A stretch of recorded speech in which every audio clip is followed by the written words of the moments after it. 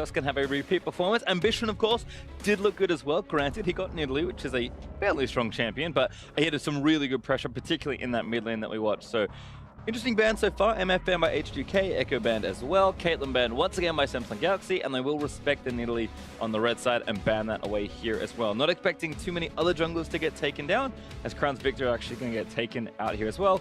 And there's the instant answer Syndra from Samsung Galaxy, so not too much left open.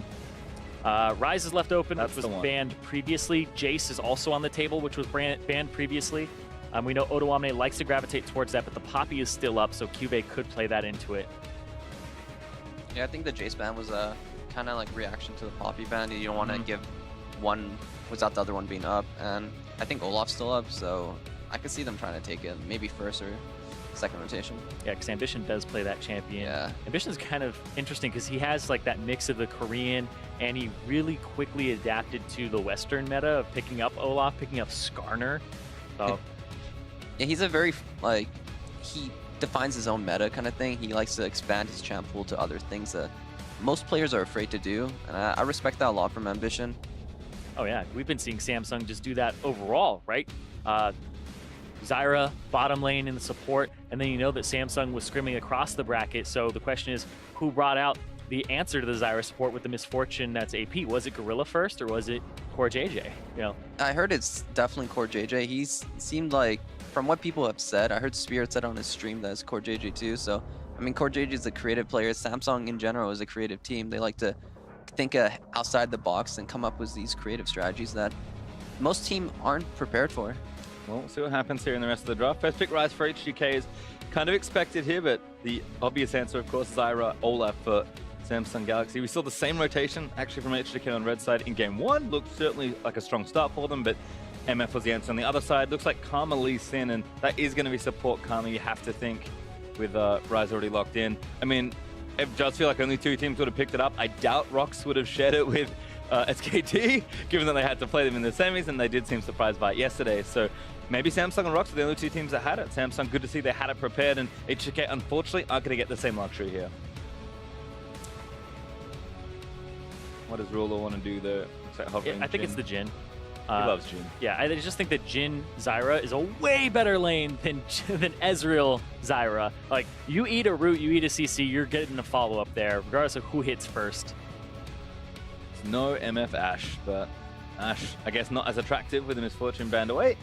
So Samsung will just lock in these picks here. We actually have our jungle matchup locked in already, though. Of course, the other lanes will be important to see kind of how effective they can be, but we do kind of have two aggressive junglers. Olaf for Jankos looked good in game one. Ambition takes that away here. And Lee Sin's actually the answer, which is interesting. The only jungle ban was Nidalee, so curious to guys what you think about the current state of the draft for the junglers here. I think Lee Sin's good into squishy comps, especially like Jhin, Zyra, both immobile carries. Jankos, he likes to go on those back line, and if he can insect perhaps a Jhin or Zyra, it can help his team a lot. I'm kind of worried about the one-on-one matchup. You don't really win up front against Olaf. That's just how the champion works. But if Lee Sin is able to maneuver around Olaf, he can probably pressure away from him and snowball that advantage. Yeah, you have way more tools to avoid him. So going and invading on the Olaf isn't that bad, but if you get caught out, like, it's awful. You just get completely obliterated. But looking at the draft, though, H2K, I think this might be a little more mid-focused for them. I can really see the Lee Sin wanting to go towards the Ryze lane that has the 2-second snare against a Cassiopeia. I feel like that's the lane that I would camp. I feel like there's a lot of other setup in the lanes either. I mean, there's way more setup for Samsung. Yeah, Ambition have a ton of good places to go. Maybe not top lane is the obvious one, but bottom lane is just like a freebie for Olaf. Well, the bottom one is like a freebie, but the top lane, you're up against a Rumble. Rumble has very low mobility. He's actually quite easy to get to, especially with an acceleration gate. You hit him with one axe, he pretty much has to flash the first axe you throw. Yeah, that's a tough time for Rumble. Not being very immobile, the first axe will make you just die pretty much. Yep. I think the mid lane is pretty safe with the cleanse. The Ryze root gets countered pretty hard by it. If I was Lee Sin, I'd probably focus top just because that matchup is very snowbally. And in this meta, against CuVee, you kind of need to stop his split push pressure from going off. Well, we saw it in the Echo last game, so Jayce, we've seen actually Odo himself do a lot of work on the champion. Doesn't want to take it here though, decides that Rumble may be a little bit better overall for the comp, so kind of curious to see. how that works out here. Again, though, Jankos is such an aggressive jungle. We expect him to continue that trend here. Ambition strikes me as a pretty smart player. A little farm-heavy, perhaps, but knows kind of where he wants to be on the map. Loves these big farm-heavy jungles where he can maneuver quickly around the map. We saw that game 1 with Italy. I think both these players kind of got junglers that suit them. Olaf can play to Ambition style. Lee Sin definitely suits Jankos. Absolutely. Olaf has the versatility of having a very quick clear. He's actually in a pretty good matchup as well, so he doesn't have to worry too much about the Lee Sin bullying him around. And he also has the option of, going for those ganks with a lot of lanes that have the gank assistance. But the Lee Sin for Jankos has actually been one of his signature champions. You go back to when he first joined the league on, I think it was, it was that Polish team, is like KML or something like that. KLM. I think is what it was, that eventually became Roccat. Like, he was just absolutely dominating on this champion. Well, just a reminder, guys, we load ourselves into game number 2. Please get your questions. Give me your tweets. I do love tweets. Use the hashtag #AskTheCasters. We'll answer some of your genius questions live on air. Had a couple, quite a lot of good questions yesterday. Some nice ones there in game 1, so love to hear your questions, particularly about jungle, as we are going to focus on that matchup here in this particular game. You can already see H2K peeking their heads into this top half of the map. I like that level 1 by Samsung. It's pretty much, hey, we're going to do your level 1, and hopefully you're just not going to expect it. Well, I think Ambition has his red buff ordered, but won't be too upset by the situation. He's going to play it safe, check the brushes with his axes as he goes, and looks like he'll even kind of take a long way around, waiting for the axe cooldown. Actually has it. They're just hoping no one's in the bushes. Going to check them one by one. Has CuVee there to help him, and now they know that there's nothing there, but of course is water for H2K, so they'll have that information there as well. That's kind of it, though, as far as wards go. There's actually no deep wards for Samsung that I can see, and just the one for H2K. But the one from H2K is actually going to give them a decent amount of information. The Olaf will clear, and I believe that ward will still be up by the time he gets there. Maybe just barely. I wonder the interesting time, if there's anything kind of creative planned here, because both junglers are going to start on the same side. You can't see Ambition's going to get spotted. Knows you started Krogs, but Jankos actually passing towards the bottom lane, so no potential like cheesiness coming out with an invade, just one of the information. If I was Lee Sin here, I'd do my wolves red and then just do a level 3 bot. They're playing really aggressive and playing up, and they're both immobile. And Olaf showed he's on red right now, so normally Olafs prefer a full clear just because you get low and you're just so like your clear is just so fast because you're going to take more damage. Lower your health is, you do more damage. I actually love this from Jankos. Doesn't go for the blue. He's going to hand it off to Ryu later. This is actually the route that Peanut does on Lee Sin. You go your small camps first. You do all 3 small camps, and then you can do your red, or you look for the gank and you stay around mid. Or you can go and contest the enemy blue. It's like a really, really free route. And I actually have a question then for you two here as far as junglers go, because I think something you just said, Inori, about like looking at the map and kind of figuring out where you want to go is something that's so crucial for junglers because there is so much decision making. Early on when you're pathing, how much of your brain is like watching the minimap or having information communicated to your lanes and just figuring out like where you could maybe look for a gank or look for some pressure? Like how much of that early game is important as far as watching the minimap, maybe in solo queue, and then of course having your teammates really information early on as well? When I'm jungling, or I think most junglers, you just permanently are looking at the minimap. It should be like your primary focus. You doing the jungle camp should be on your like corner of your eye. You should be always focusing on the minimap. You have to constantly be looking at your lanes, looking at HP, looking at lane situations.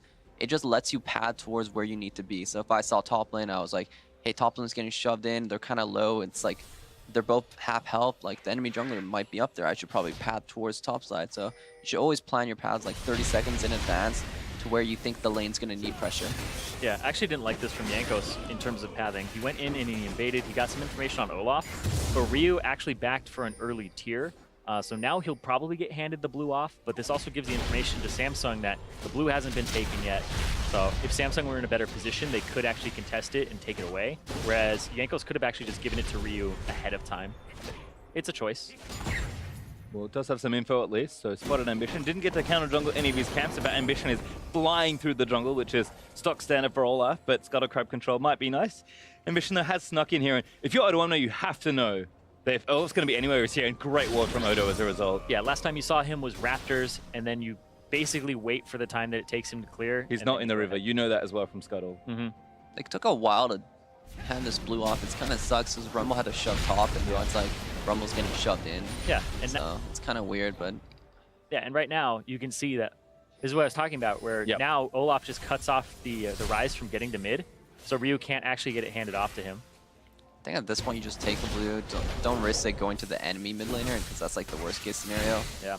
If he's getting shoved in mid, it's just the situation. But this is I actually think this is just flat out bad. Because this means that the next blue that your mid laner will ever get is going to be like 4 minutes past when Crown's going to have his. yeah, So. it was pretty poor by them. It's pretty important to get blues on like Ryze, or in a Cassio matchup. It's scary if they have a blue and you don't, because she'll spam spells on you, and you have no way to react to it. Yeah, I think he should have given the blue over to Ryu before Ryu backed. I know it sounds like really bad to do that because you're like, oh, you're wasting blue time, but he wasn't going to get it afterwards. He went for an early invade. Nah. The early invade was kind of weird. Yeah. I guess he wanted to find Olaf for his top lane. His top lane was pushing, but I think he should have just done the blue anyways. Yeah, he got one Raptor off of it. That was it. And, you know, losing 20, 30 seconds perhaps on the overall buff time is bad, but losing a complete desynchronization of your time is worse. So, I mean, at this point, Ambition, he just got a blue that Jankos or Ryu didn't get, right? Like, yeah. It's 6 minutes in. You usually take that next blue as a mid laner at 7:20, 7:30, that sort of standard time. And, like, we're getting to that point here. It just feels like Jankos is now starting it. I assume, or maybe just going to I think Gromp. he just does his Gromp. Yeah. I think you don't want to desync your timers too much, so you actually wait for like 7 minutes to hand it off. So it's the standard time. Kind of the standard time again. You get back on track, but there really isn't much else for him to do in the jungle unless the wolves are coming up like right now. So he'll probably do it. The problem with this is, the longer the buff is up, it goes past like 2 to 3 levels, it loses experience value a lot. And now it's like they're gonna respawn a fresh blue, which is gonna have its level 6 experience value, so it's gonna be missing out on a lot of experience. It doesn't sound like much, but it actually means a lot for solo laners. Like, people don't usually think of leveling up as a combat stat increase. It's just like, oh, I have another ability, which is very important early on, but it's actually a lot of combat stats. Like, you're handed, I want to say, about 400 gold in just overall stats if you're adding up like 3 armor, like a couple magic resistance here and there, and just 8 flat HP. So it's like the guy got a kill. And it's one of those things where jungle XP is something that kind of everyone knows about, but I certainly would never have remembered. So great point there as we have Jankos sneaking into top lane. In fact, Ambition's going bottom as well. Going to look for Forgiven. Nice spell shield. Vander now the target, but exhaust and a pretty easy disengage for H2K's bottom lane. Yeah, I think they missed the Zyra root. I think at that point you don't all in. Oh, hello. Yep, level 6. Kickback in. CuVee is 6. Good ulti there from Odoamne, and CuVee not going to burn the flash. He's down. Jankos first blood again. Yep, really well done there. And Clean.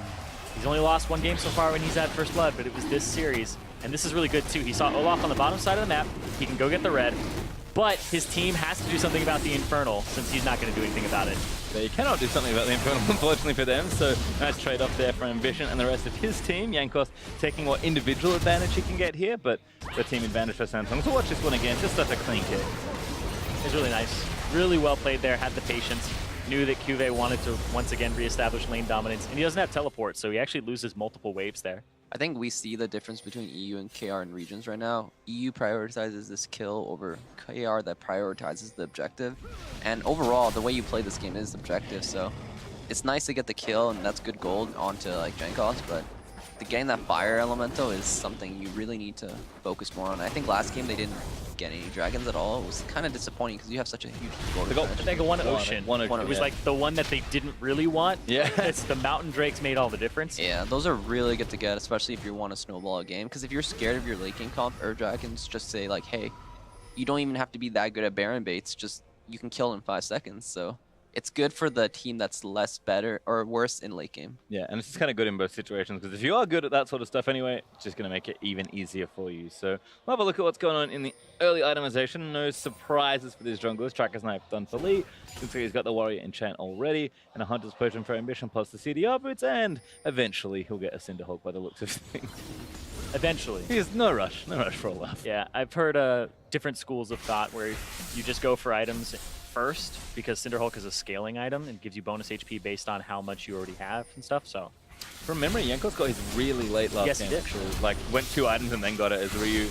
Looking for Crown, but Ambition going to turn it around. Jankos here, but Crown already taking it Ryu. Jankos forced a flash and Crown not going to chase. But this keeps happening, I feel like. People face check Crown's Cassiopeia, he gets kills. Yeah, it was just disrespectful. It was way too forced. Crown had already chunked out Ryu a large amount before that and got him underneath turret. So Ryu was already in a bad position. And I don't know if I actually saw Ambition cross mid or not earlier. Yeah, but even if you saw him, I think that was like really just awful. Yeah. I don't know what they're doing. Just get the flash. She still has cleanse up. Like, what are you trying to get out of this? Ryu is just just underperforming right now. A little too aggressive, perhaps. His Ambition gets spell shield out of Forgiven, but I'll defend. Well, maybe not. Catch on. Forgiven should be okay as he shields out. And while we have a quick lull in the action, we do have a question actually out from Twitter. At LoL Timo Stream asks, one sec. Ooh, that was great. Buffett Thundering Blow. Okay, he's out. So what goes into deciding on jungle pathing when your team starts grouping? So obviously early game, there's lots of different things you can do, but you're kind of free reign to take them. When you start grouping, like, do you have to give up the camps to your laners? Kind of what happens there as far as mid to late game decision making for pathing goes? Is Ryu does get a nice kill on Ambition. Yeah, for the pathing, once it gets to the group part, you need to give away one side of your jungle. Normally I take like 2 camps, and then I group with my team. I can't get greedy for the full clear unless I'm Hecarim or someone who's gonna 1v5, so I don't even need my team. But if I'm like a team-based jungler, I need to give one side away. Ryu's dead again. Makes sense, yeah. There's a couple kills traded in mid lane as Crown does take one down. Jankos in, looking for top side once more. CuVee gonna get kicked. Yeah, they're just gonna push tower. Yeah. It's really good. Smart stuff. CuVee can't really do too much and does get tagged. That's gonna be a kill. Very nice from Jankos. It's pretty scary for Samsung actually, because this is a lane you need to have a little bit of advantage in, but if you're getting destroyed top lane, the Rumble's just gonna team fight better and the Jayce can't be split again against the Rumble, so. Really good pressure by Jankos. He's actually, how does he get first blood every time? That's what I want to know. The first blood king. It's actually just like, it's every time I'm watching, it's like, oh, Jankos got first blood. Yeah, he's insane. He's just so clean at like, his early pathing is really smart and he knows which lanes are most gankable too. Looks like he's looking good. And has 2 kills already, so kind of in position to continue to influence the early stages of this mid game. Does have Hex Drinker, so building a bit more aggressively. As far as overall Lee Sin builds go, we don't tend to see your, you know, maybe classic solo queue, super aggressive Tiamat style builds. Usually 1 or 2 damage items, usually Warrior and then just the more of Mortius, and then you kind of build whatever you think your team needs from that point. Yeah, most of the part, you need to go into tanky after that because you just start falling off. Once the other team gets items and your level advantage isn't as strong as it was before, you need to start going tanky and default into being the front liner. But right now, you need a all-in damage. Get that maul. That's your strongest point in the game is when you get that maul. You need to make as many aggressive plays as possible because once that, after like the second you buy the maul, you're just gonna going down after that. Yeah, it's kind of that. People say power spike all the time where it's like, oh, he just increased in power. This is kind of like an actual power spike where you go up and then it goes down immediately afterwards. So you kind of spike the other direction as the game progresses. Yeah, normally Maul's the last offensive item you're going to build on Lee Sin too, so he just needs to make the most out of it. And he's playing 2v2 top, which is the way to play this. I think their 2v2 is extremely strong. And I like this a lot, actually. You kind of mentioned that 1v1, Olaf, of course, is going to beat you up. That's kind of his job as a jungler, but playing 2v2 with your Rumble that you have already helped Snowball with the first blood seems to make sense. Unfortunately for them, Invade isn't going to quite work out. Jankos going to dip now towards this bottom side of the map and maybe look for something else. He's gone mid, but that kind of went wrong. Maybe could look for bottom lane, but I think the rest of the lanes are sort of floating and relatively happy with the situation. Though Vander maybe not as happy as he does take some poke there. It looks like Inferno Drake spawning again, so hopefully H2K tries to secure this one because getting 1 Inferno Drake is very necessary. The other team's going to get 2, and they have a Rumble who's going to have his Leandries, hopefully. I think he has on this buy. Keep track. Crown takes that blue. Does he not have it? Okay. No, I think he just bought Sword boots. It's okay, but having that Leandris would have been game-changing that fight, but still, they can easily win this fight with Rumble ulti. Hopefully... Yeah. Oh yeah, this is just something that I was calling for, kind of old school. Well, that's the last time that they saw the Olaf. So really Raptors. Yeah, so he goes Raptors, and we actually can't show it completely because the fight's happening. Ooh, Ambition trouble. He's gonna die. Ulti committed there from Odoamne. Ah, that ulti, dude. Nice. Alright, this is really good by them. Like, they need to start playing objective-wise. Use those kills to push it for objectives, like dragons, towers.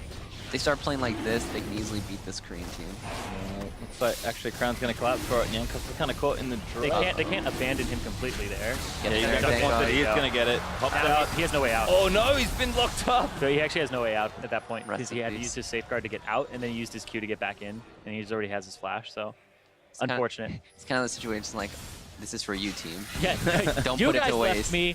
Ryze didn't even think of realm warping me out. What an ass. Anyway, like this was the 9-minute play here. So last time they actually saw Ambition was he does the Raptors, he just gets that one, and then right here they actually don't see him go across and he hugs it, and then they don't see him cross the mid lane either. So last time they saw Ambition was on that top left side jungle, and so when Crown gets engaged on and actually wraps to the right side, they're like, oh, he's done, right? Because you usually play to the side that your jungler is on. They're like, oh, we got him. They do not expect Ambition to come from this direction, and that's why it was a play like that. Because basically by all kind of books for jungling, you had that river completely warded. You would have seen him sneak in, and how did he get across that fast? So that's why that one happened. Just wanted to actually go back about 6 minutes and talk about that one, because that's what they were inferring from the information, and Ambition kind of played around that. Great pocket of vision abused there by Ambition. So again, been playing for a long time, very experienced, clearly has all those little things on track, and super creative counter gank there.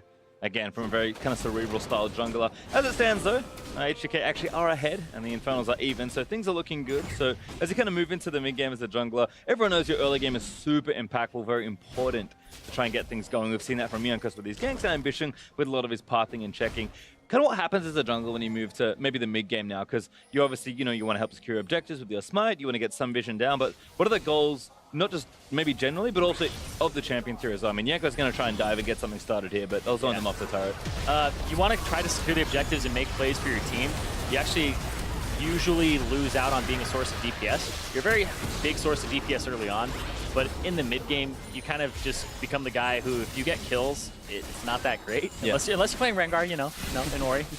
Hecarim, I don't know. I don't know anyone that plays those and wins. But like, if you're setting up your lanes right now, you're like, okay, I want Rumble to get this kill, or I want the Ryze to get the kill, like, or even the Sivir in this composition, because he's really one of the only sources of physical damage. Looks to be in trouble. No, not enough. CoreJJ actually there to defend, and plant damage is nice. Odoamne dead. 1v1 is awfully awkward. And H2K, I like to play for the mid outer turret, but good counter from Samsung, and then just kind of didn't take the bait and stayed in their mid lane as long as they needed to. And actually, Ambition's getting work done down here as well. Yeah, this game actually feels like Jankos versus the solo laners of Samsung. That's what last game felt like. Because, like, he's got 4 kills. Crown, on the other hand, 4 kills. His top laner just died solo, so as a jungler, you're trying to plug all of these holes where your mid lane seems to be outmatched, your top lane seems to be outmatched, and the enemy jungle is kind of just playing around the fact that you're tied up, so you can't really play against the enemy jungle. You have to play against the solo laners.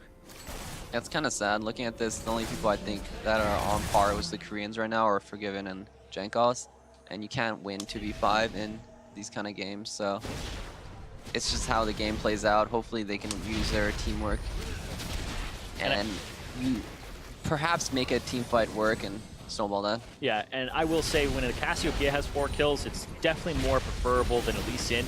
Not just from like a basic standpoint of, oh, the Cassiopeia has gold and she does a lot of damage. It's much easier to play through a mid laner than it is to play through your jungler. Like, people always say, play to your winning lane. If your jungler is winning, he can kind of spread it around everywhere. But when it's something like a Lee Sin, you hit mid game, you can't really play through that as easily as before because the other guy is just way better with the gold. And it just kind of comes back down to that, right? Like, Ruler, he's down in CS. Doesn't matter. He can go play through Crown. He can go to Crown's lane, and he's kind of protected there, and he just gets to kind of siege that turret down. Whereas if Jankos wants to do the same thing, a Lee Sin plus a Ryze versus an Olaf plus like a Cassiopeia, you don't really get too much done in that situation. So honestly, being able to play through your lanes is very important, and he can't do that right now. We'll finally get the mid turret there, and actually maybe steal a blue buff here as well. So H2K kind of doing what they need to do and play up and aggressive in the lanes. Blue buff went to Ryu actually. So, oh, maybe to Jankos, but good, yeah, it was Jankos. So good donation there, and Ryu already has a blue, so stealing one away from Crown's very nice. Yeah, and as I'm talking about, like, he can't play through his lane. They get the mid turret, which is incredibly important to get down. It opens up the map, and that's what allows them to get those wards on the right side and get that blue buff. So now nothing should really take H2K by surprise. That maybe this is fucked up again. Jhin ulti, ooh, is enough. CoreJJ picks up Vander. These supports are all fully squishy. He's forgiven. Forced to burn the Sums and Ambition. He's going to run straight at him. That feels so bad. Shouldn't take him by surprise, but they just get completely run down there. Odoamne also struggling, and we'll probably talk a little bit about Olaf here, because we did see this from Jankos in the last game, although Odo going to get soloed again. My god, CuVee. Jankos going to try and answer. Great Q flash in. Kickback. Tower's going to do some damage, and that is a kill for Jankos. That's like the worst feeling. The lane you're camping is starting to get solo killed. It's just, it shows how like outclassed they are right now. It's just, I mean, even behind, they can still beat you 1v1. You first blooded that lane. Yeah. I mean, it's also the matchup too. Like Jayce is just kind of bonkers against all the top laners right now. He's not much you can do about him. We talked about power points earlier for Lucien, and that more is not quite there yet. In fact, Jankos kind of audible and is going for a bit more tanking. He's kind of realizing that maybe the game is at a point where he'll need to team fight or skirmish maybe sooner than he would have liked. But Olaf is an interesting champion to me as far as scaling goes, because it feels like at some point you have this super tanky juggernaut style pick that can just run down the back line, but in theory, at least from the jungle perhaps, maybe due to the gold you get, that's not kind of how it works out. And from just watching Ambition there run in and just take out a carry, I feel like he's strongest right now. Is that an accurate read about kind of how Ambition's feeling as far as his current power goes? He's hit his spike where he has 20% CDR, or 30% CDR. He might have max here if I check his runes really quickly.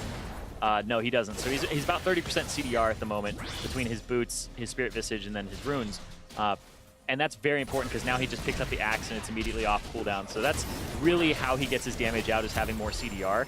And then from there he just gets tanky. So it doesn't really increase his damage from that point on. Whereas AD carries will increase their damage and try to just get through your durability. So there's a point in the game where you can just run at and solo kill almost all AD carries, and then it just turns around on you in the late game. Ooh, hello. Well, talk about H2K's Dragon Control. They've got 2 in a row. Oh, but Samsung got the first one. However, looks like they might lose this Baron as H2K do spot it out, but that's already far too late. Baron over to Samsung Galaxy. Nice little call there. Wow. Yeah. Like, no, seriously, that's really, really good. The last time, yeah.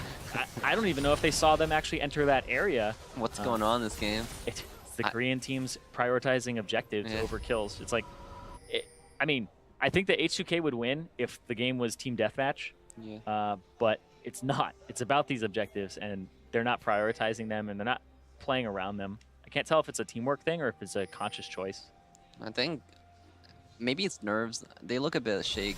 Like Vander and Oda not playing that well, and you really need all 5 players played the best. Like when you look at Rockstr's SKT, that series, each player pulled their own weight. Like no player was slacking, and that's kind of like what you need to beat Korean teams. You can't be slacking. One player can't be the one who's like, oh, I can't compete against my counterpart. You all have to be able to compete against your counterparts.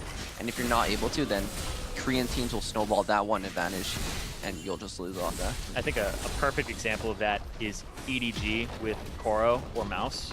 Like, it's that pain point where you have to be able to just be able to fight the guy one-on-one, and if there's already a kind of a weak point or a dagger in your side, they know how to twist it and make it just completely over at that point. So you can't have any weak spots, like you were saying. And I think Stylisky just hurts H2K as Jankos again going to try and make a play. Plant, that's rude. Blocks the Q from coming in. Don't see that one too much, but always fun when it comes up. And plants are really unfun to play against. Those things really suck. Unless you're the Zyra player, then they're amazing. Then they're amazing, yeah. I don't think what's the face check this Cassia. He wants it. Oh, he's trying to get very cute. Too cute, in fact. Jankos knocked up. Crown's actually getting locked up by Ryu, but Ruler's taking out the jungler. Now they'll chase in, flash towards Ryu, and now the ulti bullets from Jhin going to try and lock one down. They're fan forgiven. Vander going to tank these up as best he can, but there's actually Odoamne getting a kill onto Crown, who I think dived a little too deep for those kills. So a 1-for-1 trade, but Samsung Galaxy still with the Baron and the advantage. Yeah, I think Jankos was just trying to go for a really cool play there. This is a montage he's trying to make. Yeah. He was hoping it would ulti and dodge it. Yeah, he was trying to get a kickback, but he went to the left side of the wall. Crown didn't walk forward towards his team, and Crown played it really well and went backwards. Just completely threw him off there. Yeah, really nicely done, but I respect Jankos like trying at least. You know, Yeah. he knows it's up to him to do this. And, Yep.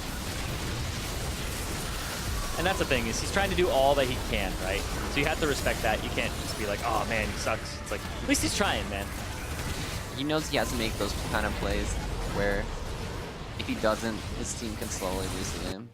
There's that pressure too. That can really crack a player, make a jungler do things like that. Because now he falls behind, and now he's probably in the mindset that, oh man, I'm 2 levels down on this Olaf. How does he get back in the games? Does he start farming and neglecting his team? Does he have to make even more plays when he's at a disadvantage, even in just raw stats? I think you still, at this point, gold on you is pretty irrelevant. You're still going to perform the same job relatively. I think just give all your camps to your carries who can carry late game and just keep performing the job you can do, where it's like you're going to try to kick someone into your team. And I think he's just going to keep trying that. Maybe if he can get a pick on Jayce, that'd be good, but... Yeah, there's been multiple problems here. CoreJJ going to get chunked up, forgiven, block the last bullet. But sounds like Galaxy just setting up a long-term siege. Now CuVee going to be the target, going to go back in onto Odo, try and outplay 1v2. That damages Obser, but Jankos cleans up the trade.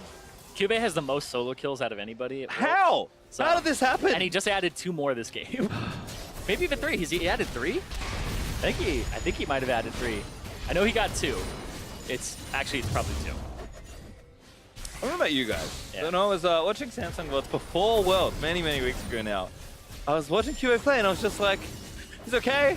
Yeah. He's like kind of a role player, I don't really get it. And then late in Towards Regionals and now in Worlds, he's just this beast. I don't know if like he just didn't get to play carries before and could only play Shen, or if he's just, I don't know what it is, but CuVee is continuing to impress me, and the sheer amount of stuff this guy gets on 1v1 with players like Smeb and Duke still in the tournament. Oh, sorry, in the tournament, now one of them still is, potentially his finals opponent, is just amazing to me. Yeah, and I think the biggest thing for me is there's a lot of theories floating around like, hey, the team is undefeated with CoreJJ.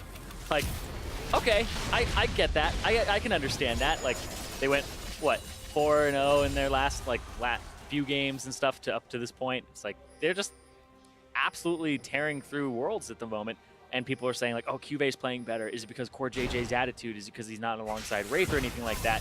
I just think the guy like legitimately is playing better, and the meta shifted into his favor. Like Kennen, Rumble, Jayce, none of these guys were things that you would play before. The Echo, which he just performed really well on, yes, but...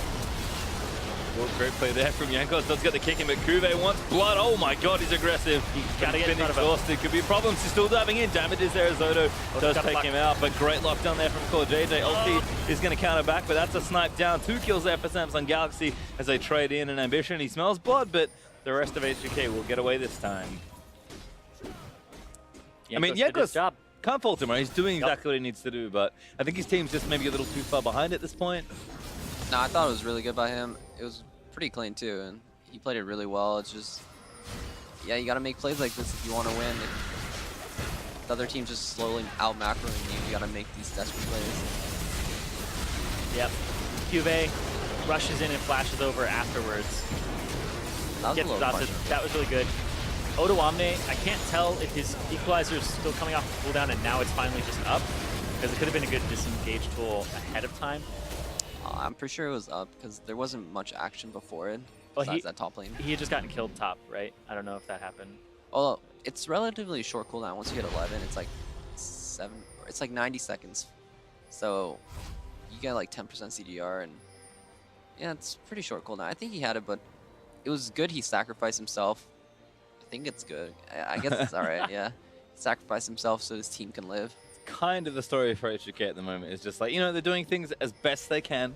Oh yeah. But it's not always going to be amazing. As I think we do have a check, I believe. Yeah. Status. As he was walking up, it went 3, 2, 1, and as he came around the corner, though, he had it already. So he actually held it for about 3 or 4 seconds before he threw it out. Yeah, he probably could have used it earlier, huh? Yeah.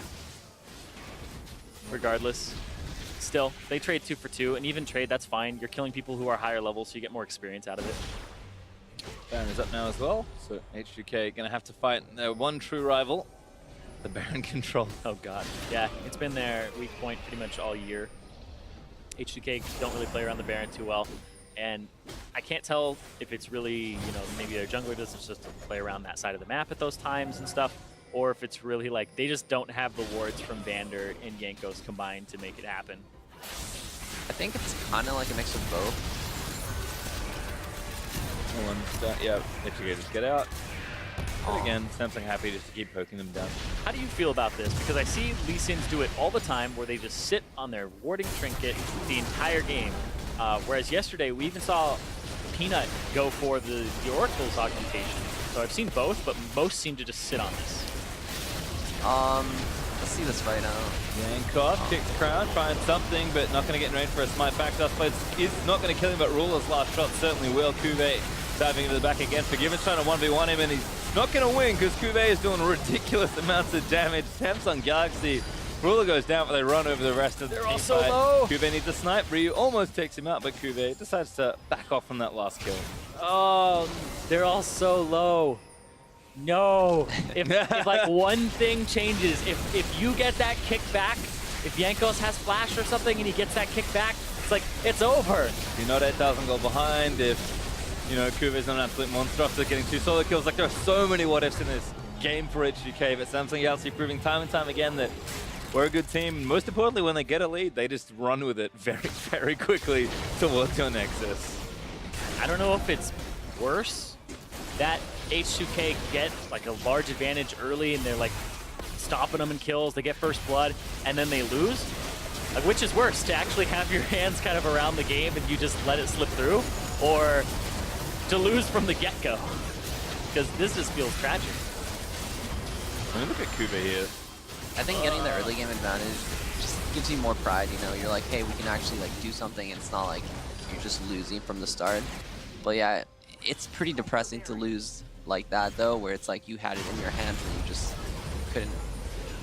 Yeah, and I think this game more than anything, like, they did have an early lead, but it wasn't as big as the last game, and it was kind of concentrated just on the jungle spot. And Jankos, he can only do so much as a lead in, and Samsung Galaxy kind of started winning their other lanes, and that's been the big thing for H2K. They win all their lanes usually and snowball a game, and they did have some bright spots in both this game and the last game, but Samsung proved that maybe, even in lane, they're maybe just a bit classier of a team, and certainly as a team, we know they're better. That's actually a very good point, because H2K have been drafting 4 lane the entire tournament, and they've been getting 20 CS advantages. And when you look at how many winning lanes they have here, I wouldn't call bottom a winning lane for them. I don't call top a winning lane for them. Mid lane, I actually think that Cassiopeia has kind of been the Ryze counter for a very long time. But this new reworked Ryze has a little bit more of an edge and ability to actually stay in it. But I still feel like Samsung just have winning lanes across the board. Yeah, definitely. I think Ryze gets kind of destroyed by Cassio. Oh, hello. Right in the back. They're very creative. They got one. It's CoreJJ going down on the Zyra. Crown fighting out. Exhausted is maybe going to go down, but he pops the Seraph. Jankos trying to get his way back in, but it's a bloodbath in the back end of the fight. Oh my god, forgiven. Sniped by CuVee, and this is a slaughter. Yeah. Samsung Galaxy just break right through the middle, almost fairly literally. Oh, they break through the top, they come back to the middle, the tower's so low, they just pick it up. And it just looks like Samsung are just dominating this game, but they lost that fight. It's like they busted through the window, like smashed it in, like wrecked your house, and then like came back and also kicked the front door down. It's like, you have an entry. Stop destroying my house. The door's right there. That's kind of what it feels like happening. And at this point, H2K maybe even left it ajar, and Samsung just kind of walked in because they're so far ahead. Like, it was cool to track the early stage of this jungle matchup, but Ambition is so strong now. Jankos on the Lee Sin especially was never going to quite win this 1v1. He's going to show some flair. Hey, he's trying to flash it up. Ambition's just like, I'm out. See ya. Jankos says, not today. And Ambition's like, fine, I'll take your crumb. But yeah, going back to your question about the wards, pretty much you keep the warding and the green. All right, let's see. I guess we'll wait for this. Unfortunately for the junglers, not too much they can do here. They're kind of just doing whatever. Ambition's hitting whatever CuVee wants them to hit, and Jankos is trying to kick somebody back in, but Samsung's plan this far ahead is a little more effective than H2K's plan, despite the creative realm warp initiation. Yeah, they actually trade 2 for 3 in favor of H2K, because Crown gets killed by Jankos right off screen. So they ended up with a positive there. Going again. Oh, he's teleports into the back. Oh my for a god, kick. That was almost amazing. But he's locked down, now he's going to die. I think GA is going to revive him. Bullet still flying in. Last one's going to be aimed. Ooh, he tried to snipe a carry. Jankos though dies to CuVee. Ambition now going to run in, just pops the ulti. Crown's going to lock them down with a miasma. Pops the ulti just for a bit of funsies and going to create a zone and some slowing. And yeah, this is just difficult to say the least for H2K. CuVee runs in, heal up from Ruler, and they're going to try to snipe one down. Odoamne is going to eat this crit bullet, and there's Ruler with a kill. 1,200 damage to the Little Rumble. Forgiven's dead. That's an ace, and Sam Samsung Galaxy in style are up 2-0 in the series. My goodness. Yeah, you can even tell from the body language of Jankos and just having his brow slightly furrowed and all that. Like, it's just not a good game for him. He just feels like he's trying to do everything that he can, and it's just a very stressful situation to be in because he has to almost, like we talked about carrying your teammates, he has to actually pick up their slack, and they keep making mistakes despite him doing well. Yeah, it looked like they were definitely outclassed. Like when you're camping a lane and then the lane starts getting solo killed, it's like, what's even the point, you know? Yeah. Like you need that one lane that you're putting so much pressure into snowball. Like it's kind of team effort, and I think top lane was lacking. Like you don't have to kill your counterpart, but you need to like survive. I think you can be smart enough with advantage where you can survive and look for those team fights with Rumble, but he just kept getting solo kill. He got greedy for stacks, and that's just how it turned out. And it's going to be super interesting to kind of watch the next game because I think a lot of that was just like H2K being very strong mechanical players. They've shown how talented they are, but in a lot of ways, yes, beating them in these kind of micro spots 1v1, but really just beating them around the map. We saw Ambition sneak beautifully around all the vision there to kind of get that surprising counter gank on the right-hand side of mid that gave Crown a bit of a leg up in his matchup. And Samsung Fogwall is going to be awfully fun. That will, of course, be coming up next, but kind of dive into a little more jungle. We never got to answer the question, so let's hit the warding trinket just again for Lee. Oh, yeah. So pretty much the warding thing is you want a green and a yellow because you can't ward jump and ward for vision, so you have to have two. So you have pretty much like 4 wards on you, so you have 2 to 3 to ward and 1 for a ward jump. So that's why they keep it, but relatively you need to have a red string to control Baron, and that's probably why their Baron control is so bad. But if you really want to like go for ward jumps, you need to keep the yellow one for the ward jumps because you can't keep vision and ward jump at the same time. Gotcha. Okay. I mean, it makes sense, but I think it does just kind of tell you how tricky things have gotten back and forth. Other than that, though, I think pretty standard jungle matchup. Olaf versus Sin.